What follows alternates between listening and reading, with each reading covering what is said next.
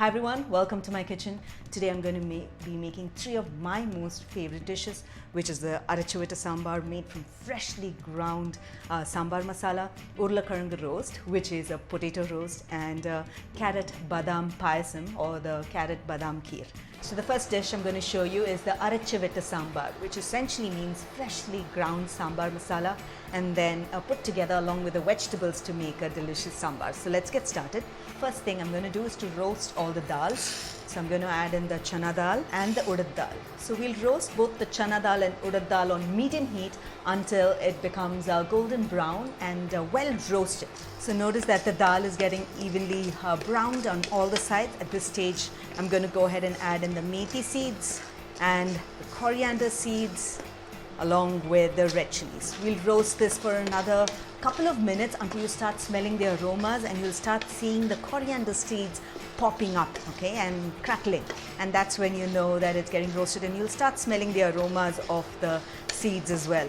Okay, now that this is well roasted, I'm going to go ahead and add in the coconut. Coconut is a very important ingredient for making a freshly roasted sambar masala, okay?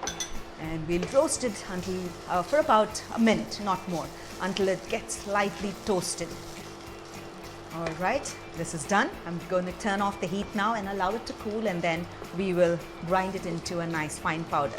We'll add the cooled roasted ingredients into the mixer grinder. A small jar or a chutney jar will work great.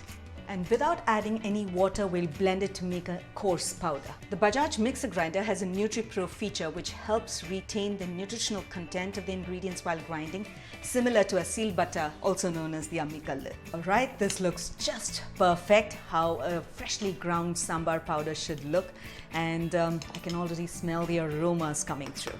Great, so now let's start putting our sambar together. So now to cook the sambar, first thing I'm going to do is to cook the vegetables, and to a pressure cooker add in the onions. These are sambar onions, also known as the baby onions.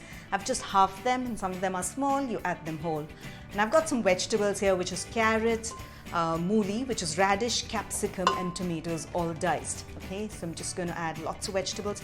My mother always added lots of vegetables to the sambar, and I've got the same habit. And I'm going to add in the tamarind water, the freshly made tamarind water, which I'm just going to add it in. Then I'm going to add in the turmeric powder, salt to taste, and a freshly ground sambar powder. This looks good. I'm just going to go ahead and give this a mix and then pressure cook it for about 2 whistles and then turn off the heat. I'm ready to open the pressure cooker. And that looks just perfect, and all the vegetables are just cooked perfectly, and it smells beautiful. And I have some tur dal which I've cooked already and kept, and I'm just going to go ahead and add the tur dal into the sambar. In Tamil Nadu, especially my mom and my home and my family, we tend to add a lot of dal to our sambar, and our sambars taste absolutely delicious, especially when it is Archana sambar and you add a lot of dal. It tastes really nice, goes well along with some hot steamed rice topped with ghee. Great, so I'm just going to go ahead and give this sambar a brisk boil, and I'm also going to do the talchikotal. So just mix this up really well, and we'll add in some water because it's really thick. And at this stage you have to check the salt as well, and if you need any more salt, go ahead and add it in. Great, so this looks good. I'm just going to give it a brisk boil, and in the meanwhile, while it is boiling, I'm going to make the tadka. So for the talchikotal, which is the tadka, into a pan add in the sesame oil, also known as the gingerly oil. Yes, we add gingerly oil. You can also add coconut oil as well. And if you don't have any of these oils, you can use regular oil which you have at home. I'm going to add in the mustard seeds and allow it to crackle.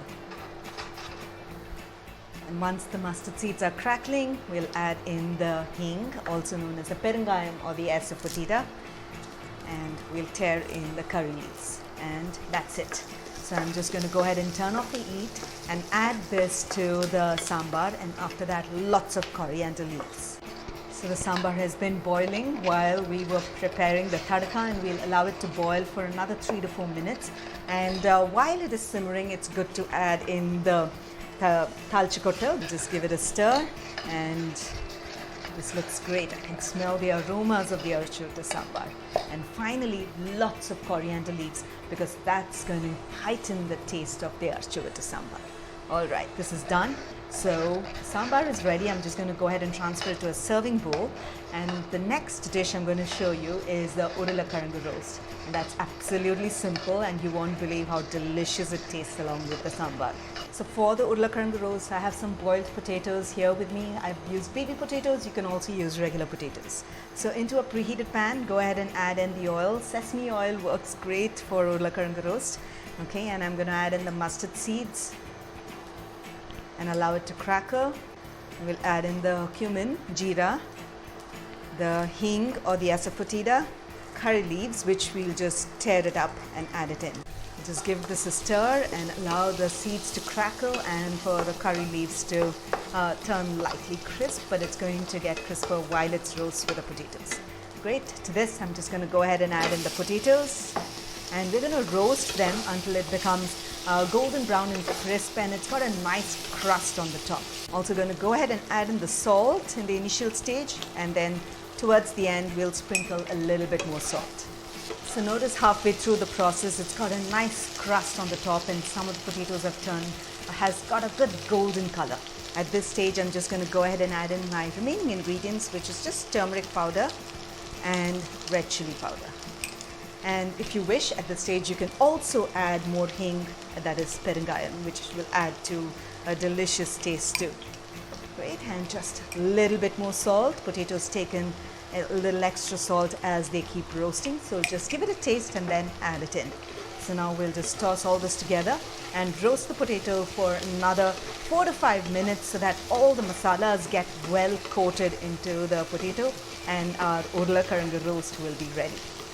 So it's about 4 minutes that the potatoes have been roasting and it's got a beautiful golden crust and all the masalas have got well coated. And that's it. I'm going to go ahead and turn off the heat. And my final dish that I'm going to show you is my favorite payasam, which is the Carrot Badam Kheer. So for the Carrot Badam Kheer, the first thing I'm going to do is to saute and lightly cook the carrots. Okay, so I have added some ghee into the pan and I have some grated carrots here. And I'm just going to lightly toss the carrots until they become soft. And this process of lightly tossing stir frying the carrots in ghee gives in a great taste to the badam kheer. Okay, notice that the carrots have become very soft and this is exactly how you want it. I'm going to turn off the heat now and allow the carrots to cool completely, and then after that we will blend it along with some blanched almonds over here, which I blanched it and then removed the skin and kept, which essentially is soaking the almonds in warm or hot water, and after that just remove the skin and you'll have soft almonds. And I have some sugar, I have some cardamom and some saffron and milk, of course, which we're going to add to make the kheer. So into the tall jar of my Bajaj mixer grinder, I'm just going to go ahead and add in the cooked carrots. To this, I'll add in the sugar and the blanched badam, which is the almonds. We'll also add in just a little bit of milk to blend it to a nice smooth paste. And after that, the remaining milk, we'll add it when we're bringing it to a brisk boil. Okay, so I'm just going to snap in the lock of my mixer grinder.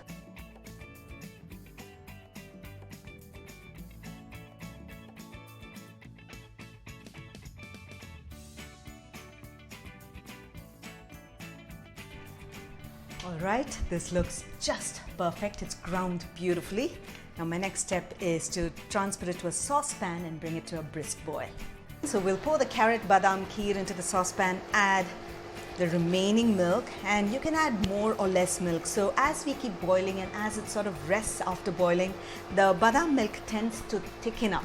So that's when you actually decide whether you want to have it thick or you want to have it nice and thin. So if you would like it thinner, then you can add more milk. Great, so I'm just going to add in the cardamom powder and a few strands of saffron.